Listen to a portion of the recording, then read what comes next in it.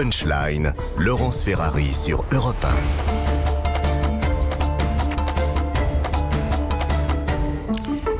18h14 de retour dans Punchline sur CNews et sur Europe 1. On évoque la question de l'insécurité, en particulier à Nantes. On a évoqué le refus d'obtempérer. On va y revenir dans un instant avec un policier blessé qui est en ce moment au bloc opératoire avec une grave blessure à la jambe. Il y a eu aussi ce viol samedi d'une femme de 40 ans par des Soudanais. On va écouter une commerçante de Nantes qui dit que voilà, c'est devenu le centre-ville un terrain de jeu pour les délinquants. Écoutez-la. Il y a une population qui n'a peur de rien et qui n'a rien à perdre. Donc on imagine que ce sont des gens qui sont laissés pour compte dans la rue, sans structure d'accueil, qui font qu'aujourd'hui ils errent et les rues de Nantes deviennent un terrain de jeu pour eux, où tout est permis. Ils peuvent récupérer plein de choses, ils peuvent... Enfin voilà, je dis que je pense qu'à partir du moment où on n'a rien à perdre, on peut tout se permettre. Philippe Guibert, sur cette situation à Nantes, il n'y a plus rien, c'est la loi de la jungle ou pas ? En tout cas, les autorités ont un discours lénifiant en se basant sur des statistiques, parce que, comme je vous disais tout à l'heure, ça a quand même commencé il y a quelques années. Donc si, en 2022, il y a une légère baisse par rapport à ce que c'était en 2021 ou 2020, ça signifie pas qu'il n'y a plus d'insécurité à Nantes. On a les chiffres de la préfecture de Loire-Atlantique, plus 70% de hausse des violences sexuelles à Nantes en 5 ans. 70%. Oui, en 5 ans, c'est ça. En 5 ans. Ce qui est considérable. Faramineux. Donc ça correspond à peu près à ce que je vous indiquais tout à l'heure. Pourquoi ne veulent-ils pas aborder le sujet de front et prendre... Idéologiquement ? Je suis même pas sûr que ça soit idéologique. Je pense que ce qui est une énorme gêne autour de la gestion des personnes en demande d'asile ou de papier dont on parlait tout à l'heure. Mais donc c'est très idéologique. Voilà. Donc à un moment donné, comme tout le monde va le savoir, comme tout le monde, la plupart des gens à Nantes le savent, il y a un moment donné où c'est toujours le réflexe de l'État. J'y ai travaillé 20 ans, mais ce qui est aberrant, c'est qu'on n'accepte pas de parler de quelque chose qui est su par tout le monde. Tout le monde voit. Parce qu'on n'ose pas l'affronter. Donc ça va leur péter à la figure et ils seront gravement mis en cause, alors qu'il serait beaucoup plus simple de commencer par aborder le sujet et de jouer la transparence. Donc c'est toujours des erreurs, non seulement de politique, mais en plus de communication qui aggravent le ressenti des gens dans la ville. Mathieu Vallet, les policiers, eux, ils font ce qu'ils peuvent sur le terrain. On dit c'est l'État, c'est aux policiers de se débrouiller ? Écoutez, pour que le centre de ville, le cœur de ville de Nantes, en fait, le problème, il est identifié, il est clair. Moi, tous les policiers me disent que dans le profil des interpellés, on a une surreprésentation des voyous en situation irrégulière. Donc, des personnes qui viennent irrégulièrement sur le territoire national, les chiffres cet été par les intérieurs corroborent ce constat. À Marseille, 55% des voyous interpellés sont d'origine et de nationalité étrangère. C'est 40% à Lyon, c'est 67% dans les transports en commun parisiens. On est factuel. Il n'y a pas d'idéologie ou il n'y a pas de racisme à dire ça. Par contre, il y a des victimes derrière. Et effectivement, dans le centre-ville de Nantes, les policiers, les commerçants, les riverains sont unanimes. Il y a des agressions en hausse, il y a des vols en hausse, il y a des établissements de nuit, comme vous l'avez montré dans vos conversations, qui sont visités régulièrement. Il y a des clients qui sont importunés en sortie d'établissement. Il y a même cette victime de 40 ans qui a été violée en pleine rue le samedi matin à 5h40 sur une esplanade en plein cœur festif. Donc on voit bien qu'effectivement, il faut une réponse pénale ferme pour les voyous nationaux et pour les voyous en situation régulière. Déjà qu'ils auraient dû être mis dehors avant de rester sur le territoire malgré leur irrégularité de situation administrative. Si en plus ils se payent le luxe de faire des victimes, on est sur du bon sens. Malheureusement aujourd'hui, il y a une surreprésentation dans tout le pays, que ce soit dans les grandes agglomérations, mais y compris aujourd'hui dans les territoires périurbains et même ruraux, des voyous en situation régulière qui malheureusement, au lieu de s'intégrer et de respecter un pays dans lequel ils sont rentrés légalement, font des victimes, font des larcins et en fait, d'une certaine manière, ne permettent pas aux gens de vivre tranquillement. Le droit d'asile, effectivement, Louis Dragnel, quand on a un demandeur d'asile... il est complètement dévoyé. 133 000 demandes d'asile en 2019, c'est la dernière année de référence hors Covid. Vous avez 97 000 refus qui sont donc des déboutés du droit d'asile. Et sur ces 97 000, il y en a 90 qui restent sur le territoire français, à la fois par lâcheté administrative, puisqu'ils peuvent faire jusqu'à 12 recours, et à la fin, en fait, c'est plus possible de les expulser, et à la fois parce qu'il n'y a pas de volonté politique de les expulser, de les renvoyer dans leur pays. Ensuite, s'agissant de la ville de Nantes, c'est très intéressant intéressant, je suis entièrement d'accord avec ce que vous dites. Moi, ce qui me gêne de plus en plus, c'est que vous avez des communes qui appellent systématiquement à l'aide. On veut plus de fonctionnaires de police, de l'État central. Mais en fait, alors oui, l'État a une responsabilité sur la question du flux des immigrés qui ont été comme ça envoyés dans certaines villes sans contrôle, sans regarder la situation des uns et des autres, et surtout sans expulser ceux qui n'ont rien à faire chez nous. Mais le problème aussi, c'est toutes ces villes et les électeurs de ces villes, c'est des gens qui ont choisi d'élire des équipes municipales. Et s'agissant de Nantes, c'était la ville préférée des Français il y a 10 ans. C'était la ville où il fallait le mieux vivre. Tous les Parisiens rêvaient d'aller à Nantes. Aujourd'hui, c'est l'enfer sur terre. C'est effectivement une scène de la vie quotidienne. En tout cas, certains quartiers. Dans certains quartiers, mais pas tous les quartiers. Et c'est le cocktail explosif à la fois effectivement de la présence de nombreux immigrés en situation irrégulière, et ça a été la base arrière de toute l'ultra-gauche pendant 10 ans. Sur la ZAD de Notre-Dame-des-Landes, évidemment. Et attendez, pendant des années, oui, mais en fait tout ça c'est la même philosophie. C'est-à-dire que c'est le laxisme. Mais bien sûr que si. C'est-à-dire que c'est quand vous êtes à la tête d'une mairie et que vous laissez faire et que vous laissez et que vous laissez faire casser toutes les vitrines des supermarchés en centre-ville le samedi et le dimanche. Et donc ça c'est de la délinquance quand vous laissez faire et que vous êtes juste derrière en train de nettoyer les rues et de mettre des caches-misères. C'est la même logique qui conduit à ce que on fasse venir des immigrés en situation irrégulière qui n'ont rien à faire là. Mais si, c'est le laxisme. On écoute Philippe Guibert et après maître Philippe Guibert. Allez-y. C'est pas la même logique. Oui, mais je vais quand même donner mes arguments. Allez-y.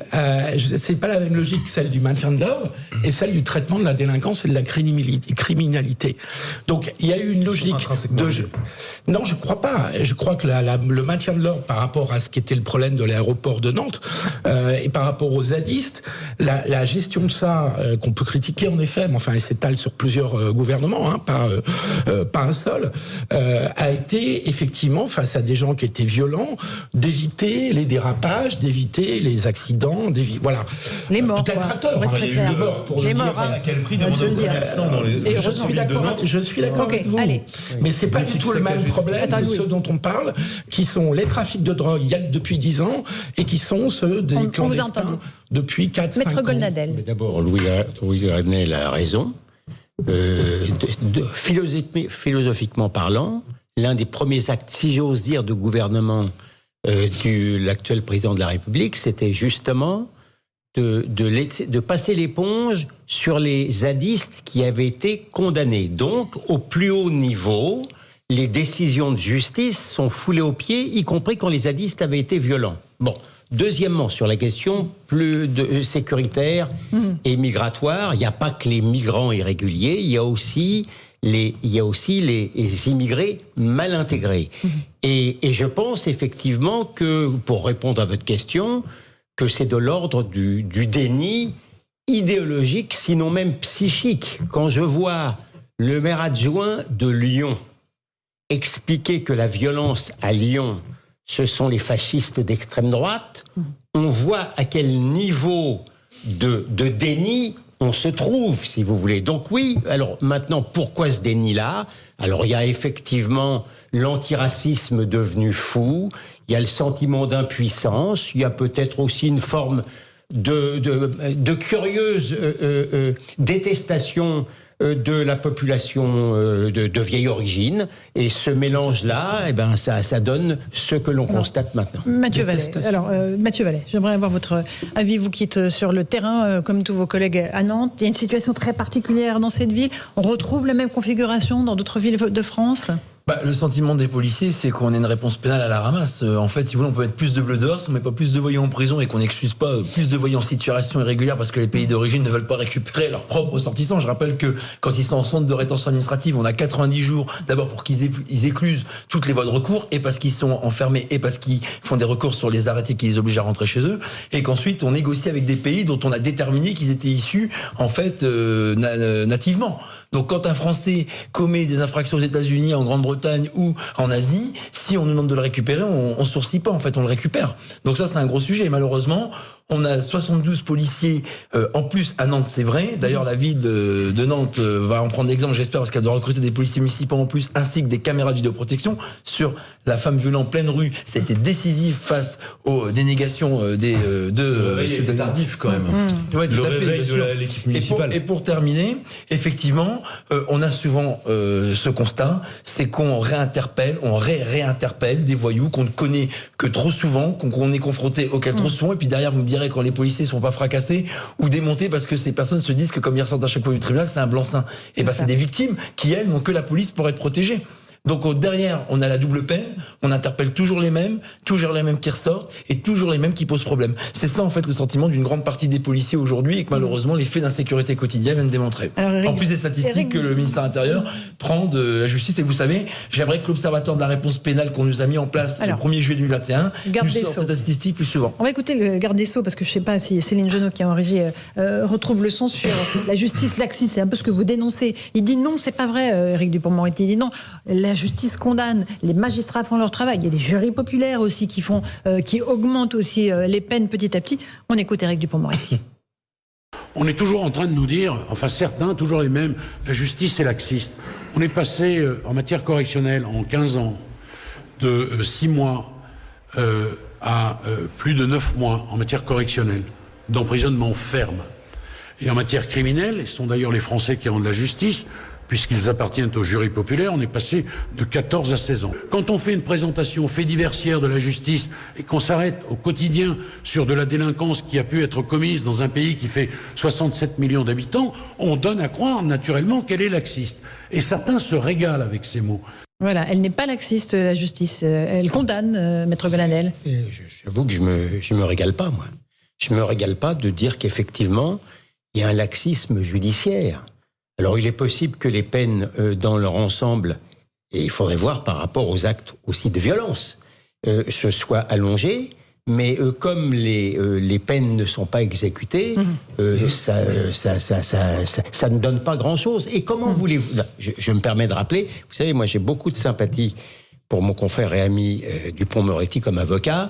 J'ai moins d'admiration pour le garde des Sceaux qui nous expliquait que la France n'est pas un coupe-gorge. Donc il le dit moins quand même. Donc vous verrez qu'il évoluera aussi. Mais il n'est pas responsable non plus. Alors il y a une partie idéologique, c'est sûr, mais il n'y a pas que l'idéologie. Il y a le fait, je ne cesse de le répéter à ce micro, que moi-même, j'ai beaucoup de défauts, mais je ne me caractérise pas spécialement par le laxisme. Si j'étais juge aujourd'hui avec la surpopulation pénale, je peux vous dire que j'y regarderais à 2 fois avant de décider seulement à qui la faute. C'est à ceux comme Madame Taubira, puis Madame Belloubet, qui agit avec la même fidélité idéologique, qui n'ont pas voulu construire de prison. Alors, j'aimerais qu'on écoute le préfet de Loire-Atlantique, qui a été interviewé par Michael Chailloux, notre correspondant, et qui dit il n'y a pas plus de violence aujourd'hui que juste avant la période Covid. Écoutez-le, puis on va en discuter ensuite. Il y avait eu à Nantes comme ailleurs une forte baisse des violences sur la voie publique pendant la crise sanitaire, pendant la crise Covid en 2020 et 2021, parce qu'il y avait évidemment beaucoup moins de monde dans nos rues. Il y avait les périodes de confinement, il y avait les restrictions sanitaires, et donc on constate actuellement avec l'amélioration de la situation sanitaire que il y a davantage de monde en centre-ville et que les violences commises sur la voie publique sont reparties à la hausse en 2022, sans pour autant retrouver les niveaux élevés qui existaient avant 2019. Voilà, donc en fait, c'est Philippe Guibert. Voilà, interrogé par Michael Chailloux. Le préfet est quand même tout à fait conscient. Il doit avoir les éléments qui lui remontent sur son bureau tous les matins. Il a les chiffres. Si ce n'est pas plusieurs fois par jour. Et donc là, il essaye de nous faire de l'euphémisme en jouant sur les chiffres, en jouant sur la période sanitaire. Tout le monde a bien compris que, effectivement, la délinquance pouvait baisser pendant cette période de confinement.